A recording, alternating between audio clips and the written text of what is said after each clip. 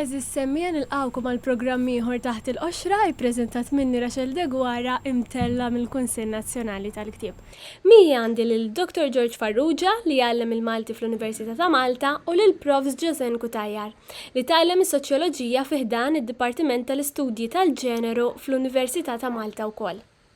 Dr. Farrugia huwa l-editur tal-ktieb li se nitkellmu dwaru llum, is-sessizmu fil-lingwa Maltija, u Profs Ġosen hi waħda mill-kontributuri f'din il-pubblikazzjoni.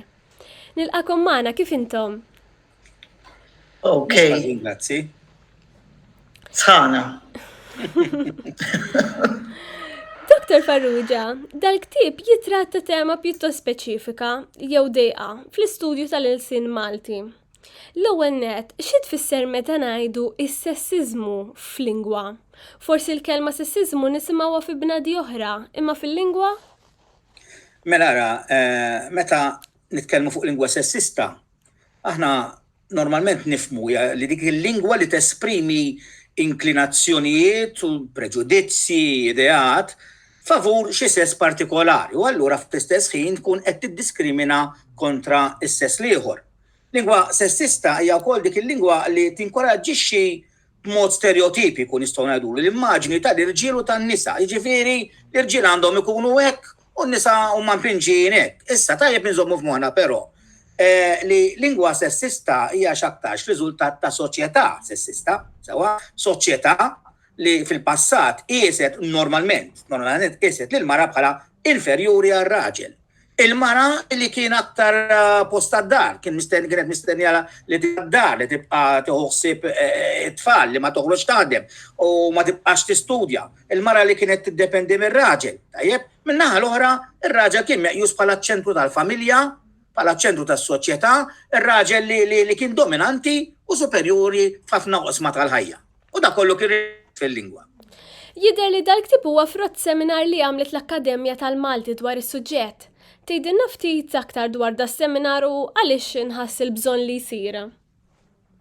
Dana xi żmien ilu kienet ġiet tkellimni Angela Carlus, bħalma tafu Angela ħadmet ħafna fil-qasam tal-promozzjoni tal-ugwaljanza bejn in-nisa u l-irġiel fis-soċjetà Maltija. U kienet ġiet tkellimni qalt li jiena nixtieq qalt li possibbli nagħti taħdita dwar l-użu tal-maskil ġeneriku fil-Malti, jiġifieri dwar meta nuża terminu maskili li jkun japplika wkoll għan-nisa. Tajjeb, jiġifieri jekk ħanajt avukat, jien pereżempju għandi frasi raġel, jekk hux raġel biss jew nkellem hux qed ninkludi mara wkoll. U ridet tagħti taħdita dwar dan is-suġġett. U lil Angela għattilha mhux talli ma naqbilx miegħek talli naħseb aħjar niftħuh dan u nitkellmu anke fuq il-lingwa inklużiva u għattilha min jaf ikun għamlu seminar qablek miegħi, jiena kont fl-akkademja, sewwa għadni fl-akkademja, tkellim dwar dan is-suġġeriment, qablu miegħi qalu iva nagħmlu seminar dwar dan is-suġġett, jiġifieri minn hemmhekk nibteddi l-idea. Fid-daħla tal-ktieb tgħid li waħda mill-funzjonijiet tal-lingwa hija dik soċjo-psikoloġika. Tfehmna xi jfisser dat terminu u kif jorbot mas-suġġett tal-ktieb? Ara, il-bniedem huwa l-ewwel nett huwa ħlejqa li taħseb sewwa. Norma aħna bledmin ma naġixxux bla doċ, rridu naħsbu. U minħabba dan naħsib minħabba fek il-bniedem għamel avvanzi tremendi u sewwa. Però l-bniedem ukoll huwa kreatura soċjali. Aħna ma konniex maħluqin biex ngħixu maqtugħajn għalina fil-fatt ġara fil-pandemija. Iġġenninna u meta l-awtoritajiet qalulna ibqgħu id-dar, iġġenninna x'aħna maħluqin biex nitħalltu ma' xulxin, nagħmlu attivitajiet flimkien. Issa mela f'dan il-kuntest bħala kreatura li taħseb u kreatura li maħluqa biex tgħix f'soċjetà, il-bniedem skopra il-lingwax, il-bniedem skopri għal-lingwa, skopri li jista' jagħmel ħsejjes, daw il-ħsejjes jista' jikkomunika ma' ħadd ieħor u ma' żmien beda jagħti ħafna importanza din il-lingwa hija ħaġa waħda minnu sewwa u permezz tal-lingwa il-bniedem jista' jilħaq dawn iż-żewġ ħtiġijiet kbar tiegħu. Mela il-lingwa nistgħu ngħidu hekk li fost il-bniedem fost oħrajn biex jikkomunika ma' ħadd ieħor l-ħsibijiet, l-emozzjonijiet u x-xewqat tiegħu. Mela nistgħu ngħidu li l-lingwa tirrifletti li tirrifletti tal-għajxin tagħna, imma fl-istess ħin il-lingwa tinfluwenza il-mod ta' kif naħsbu u ta' kif inħarsu lejn l-affarijiet, ġifieri fil-waqt li l-lingwa qed tintaġen kuljum bl-esperjenzi ġodda bil-kliem li jidħol li jirreferi għal affarijiet ġodda l-kunċetti ġodda, però l-użu tal-lingwa jinfluenzani kemm għandu minn tamballek b'ċertu mod fuq xi ħadd jew fuq xi ħaġa, inti ħadd influenzani sewwa, u f'dan is-sens fid-daħla tal-ktieb użajt dan it-termin u waħda mill-funzjonijiet tal-lingwa hija propju dik psikolingwistika. Prof Skutajjar, fil-kitba tiegħek dal-ktieb tagħti lingwi gwida għal min ikun qed jirrapporta sabiex jevita milli juża kliem sessist. Fid-daħla tgħid li l-lingwa mhijiex xi fenomenu naturali. Xi jfisser meta tgħid hekk? Aħna nagħmlu l-lingwa, pereżempju aħna qegħdin nitkellmu issa fuq l-esperjenzi tagħna u l-kliem li qegħdin ngħidu sa jaffettwa lin-nies.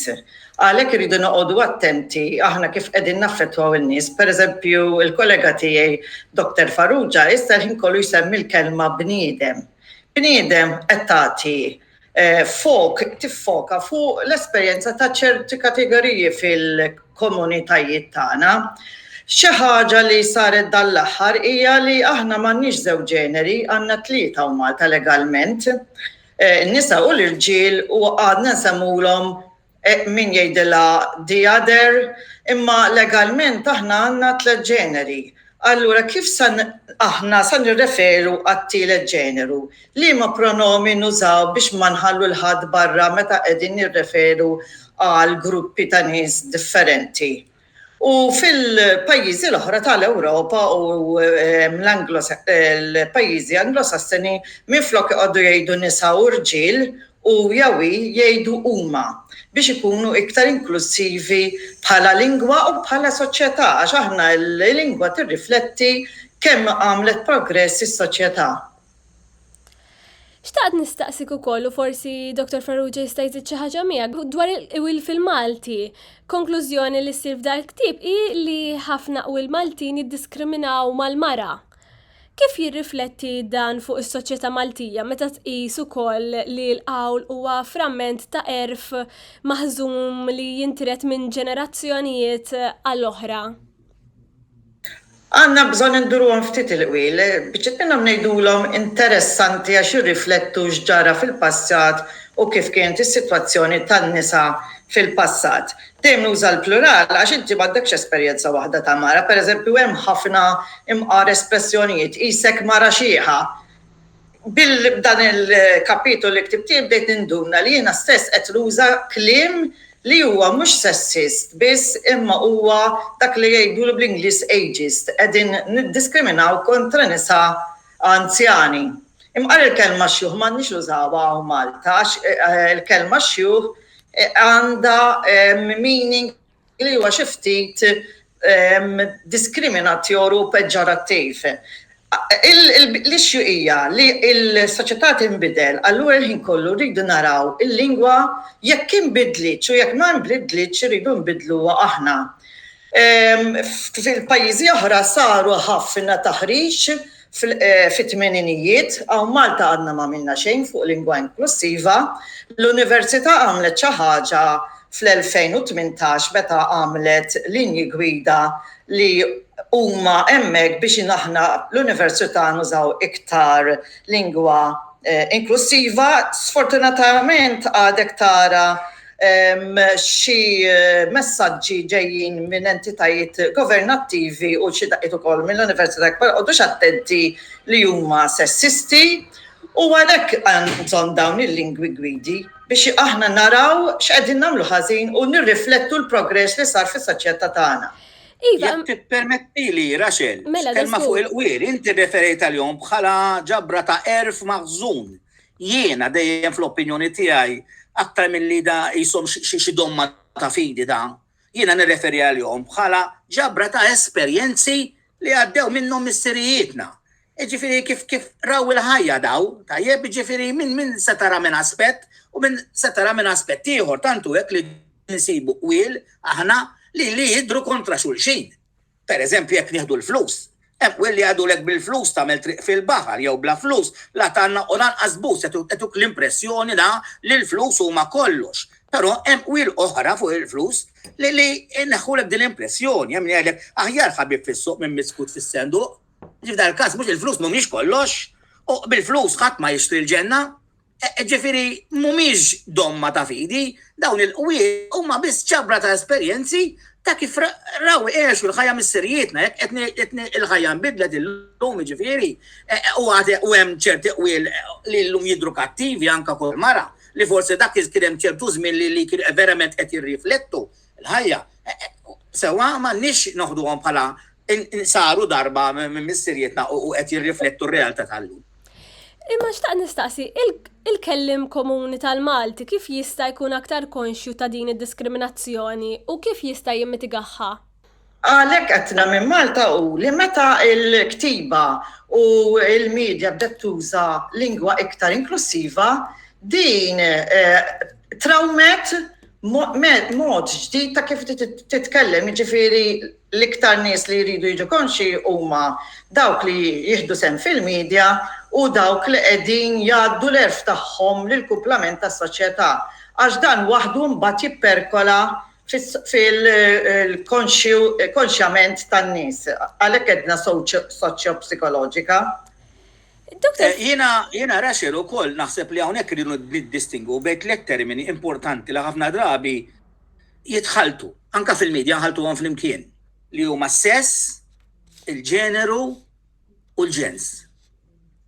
Naħseb tajjeb ngħidu kelma żgħira fuqhom ħalli nkunu ċari biex qegħdin nitkellmu. Meta qed ngħidu sess sewwa qed nitkellmu fuq differenzi bioloġiċi, ġifieri organi sesswali, interni u esterni tagħna l-bnedmin. Ġifieri bażikament hawnhekk qed nitkellmu fuq żewġ sessi ewlenin. Qed nerġa' ngħid organi sesswali. Ma qed nitkellem ġosja fuq is-sessi jiena fuq bħala persu bħala dak li nara, mhux fuq il-ġeneru. Il-ġeneru iva naqbel mal-professur. Bħala ġeneru fil-Malti ngħidu l-kelma ġeneru m'għandix taqsam biss mal-karatteristiċi fiżiċi. Professur Gutajja semmit li legalment għandna 3 għaw Malta, issa fil-fatt jeżistu aktar. Illum nitkellmu fuq kontinuum. Tajjeb, ġifieri la inti llum nitkellmu LGBT plus u nibqgħu għaddejjin. Ġifieri mhux binarju da jew raġel jew mara, imma il-ġeneru mhuwiex biss is-sess tal-persuna biex niftehmu, imma hija l-interrelazzjoni bejn 3 dimensjonijiet normalment, il-ġisem tal-individu, l-identità kif inħossuna, ġifieri jista' jkolli ġisem ta' raġel, imma nkun maqbud dal-ġisem ta' raġel għax jiena nista' naħossni raġel. Nista' naħossni mara. Nista' tifhem ġifieri nista' hemm kontinuum ta' dawn il-possibiltajiet kollha. Imbagħad għandek il-ġens, meta nitkellmu fuq ġens, għandek qed nitkellmu fuq lingwa. Normalment aħna nitkellmu fuq ġens grammatikali, din hija sistema f'lingwa. Aħna naħsbu li l-lingwi kollha għandhom din is-sistema ta' ġens grammatikali, mhuwiex veru l-ewwel hemm lingwi li laqqas biss għandhom sistema ta' kif ikklassifikaw in-nomi għax dik hija ġens grammatikali, kif tikklassifika n-nomi fil-lingwa tiegħek. U f'dawk il-lingwi li għandhom sistema tal-ġens grammatikali terġa' hemm differenzi. Aħna fil-Malti, kull nom li jidħol fil-Malti irid ikun maskil jew femminil. Mhux raġel jew mara, maskil jew femminil. Issa hemm lingwi oħra li għandhom din is-sistema tal-ġens grammatikali li taħdem mod differenti. Hemm pereżempju minn il-maskil u l-femminil huma f'kategorija għalihom kontra in-nomi komuni. Tajjeb hemm min għandu kategorija oħra bħal Ġermaniż, il-maskil, il-femminil, neutru. Issa aħna qegħdin nippruvaw kif għedna, dak li jeżisti fis-soċjetà tagħna biex inkunu ferma kulħadd, nippruvaw inwaslu peress tal-lingwa. Issa din irridu noqogħdu attenti għaliha, għax il-lingwi kollha ma jaħdmux bl-istess mod. Jiġifieri jekk l-Ingliż qed jipprova jsolvi dina il-problema tas-sessiżmu billi joħloq ċerti termini, tajjeb, l-Ingliż għandu inqas problemi mill-Malti, għax fl-Ingliż mhux kun is-sistema ta' grammatikali fl-Ingliż mhix qawwija daqs il-Malti. Tajjeb, imma fil-Malti kif qed ngħidu kull nom irrid jingħata ġens partikolari.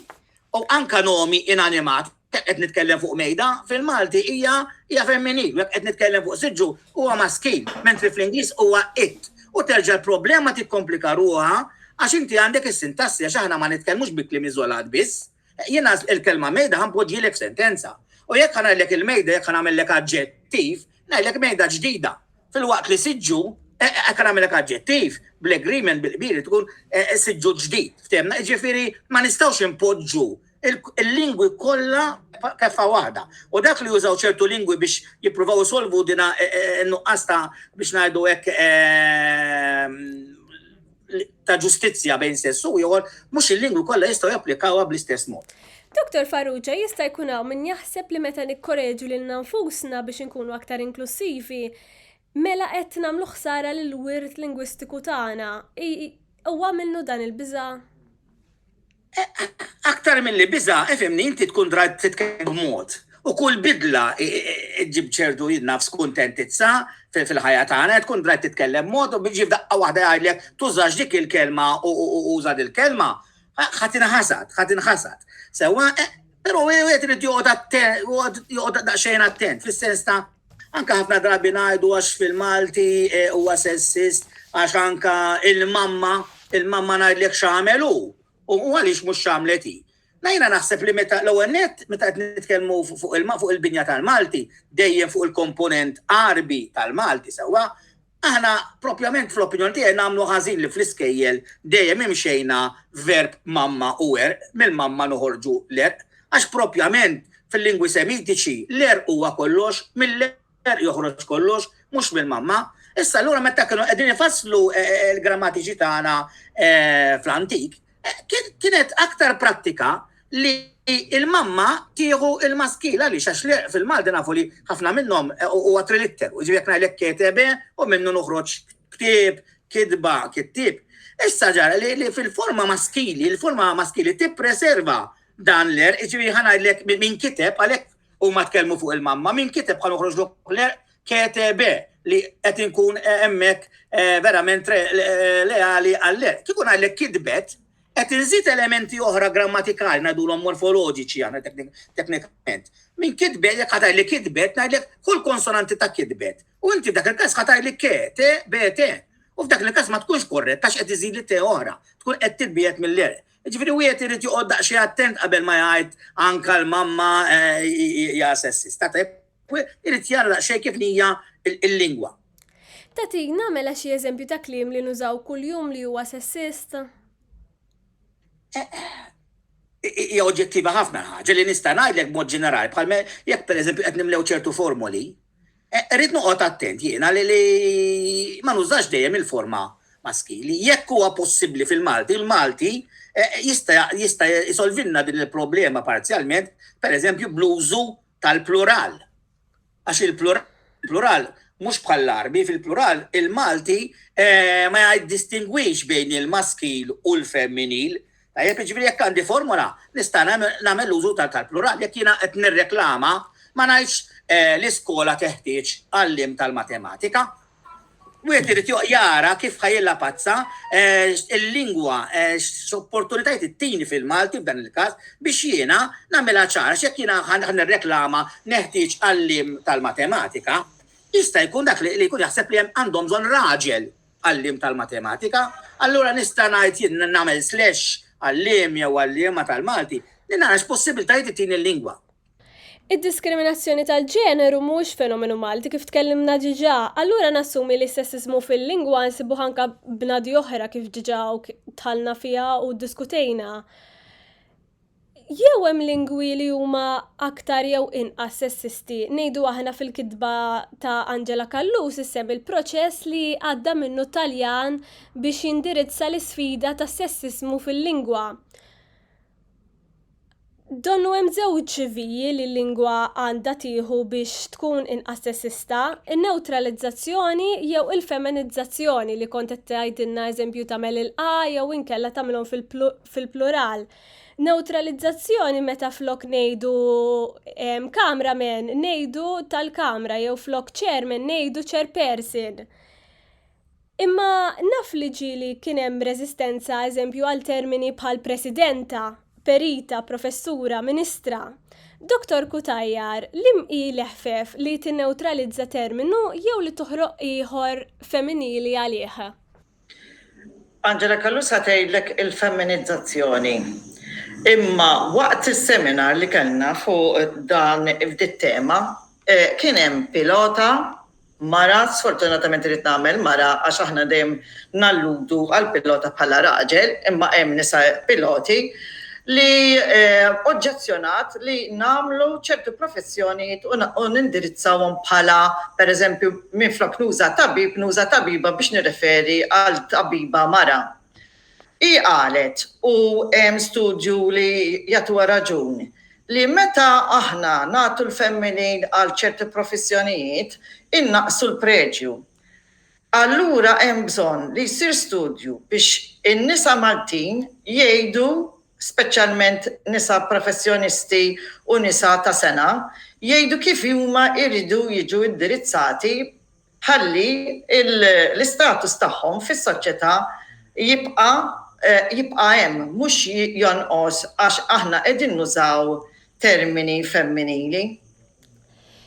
Doktor, Professur Kutajjar. Jekk tippermettili Rachel, inkompli ngħid kelma fuq da. Jiena ngħidlek li fil-fatt jeżistu 3 possibiltajiet għal din il-mistoqsija tiegħek aktar minn 2. Però l-isfortuna li kif qalet qabel il-Professur Kutajjar, in-nisa stess mhux dejjem jaqblu bejniethom, il-possibiltajiet ma' dawn.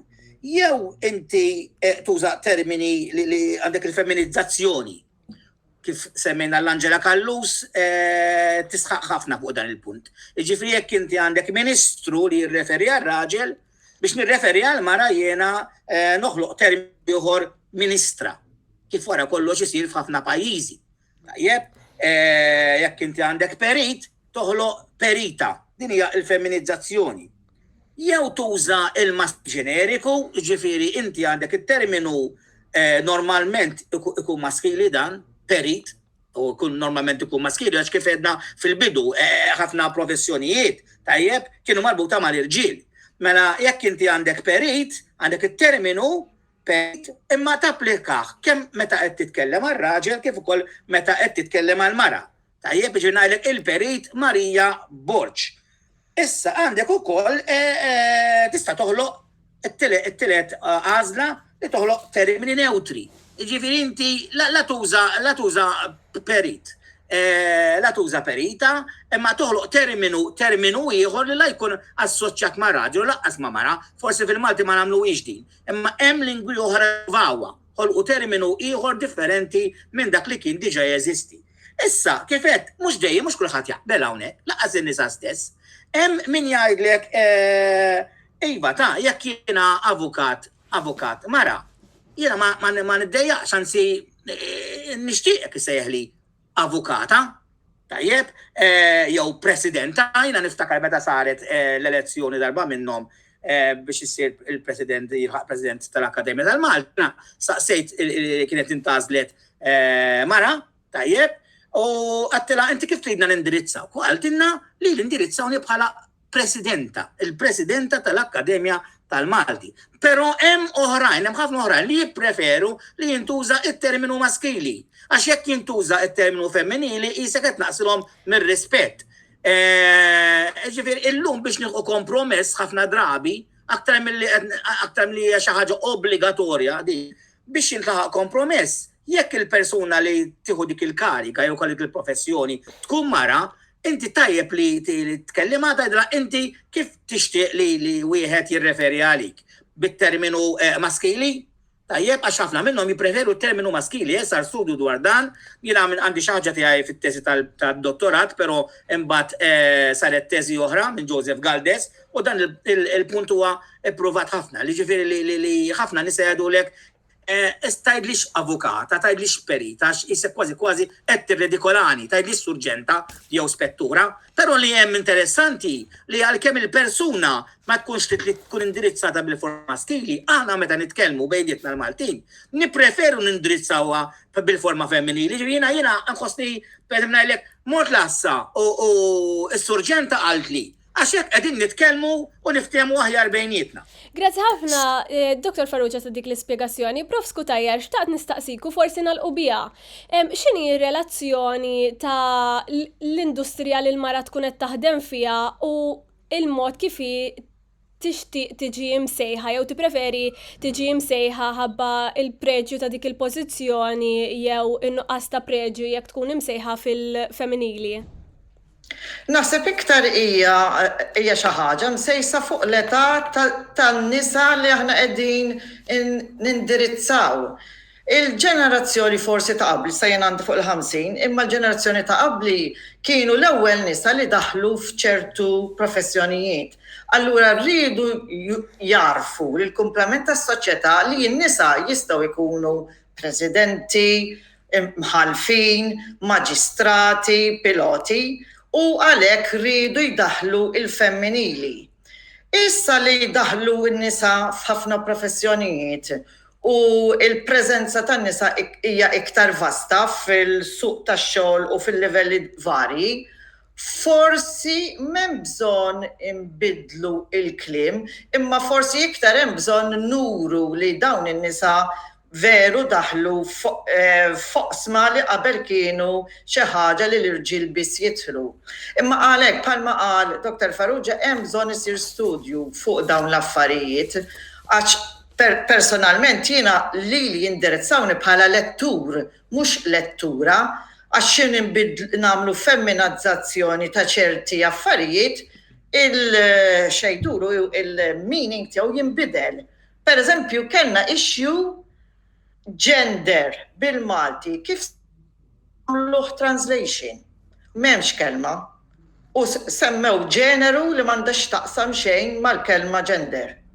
Forsi Dr. Farrugia jkopru jistudja fuq dan l-affarijiet. Ekku, kif qed tajt il-professura hawnhekk jiġifieri jsiru aktar diskussjonijiet, għax kif qed tara mhux dejjem wieħed jaqbel ma' xulxin anke fuq terminu ta' ġeneru, ġifieri, u fuq terminu ta' lettur fejn naf li min juża il-terminu lettriċi, ġifieri b'mod mingħajr l-ebda biex ngħidu hekk mingħajr ma jiddejja.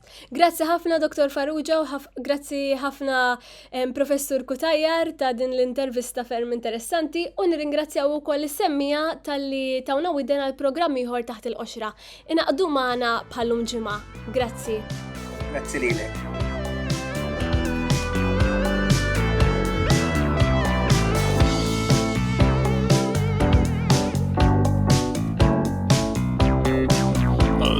Taħseb il-vinta, il-sens tal-ħal. Qalbi min taħseb jifdina, rid-nub u l-mart. Tajt mux jien jew inti, li mħallef jew tawfu. Tajt mux l-isper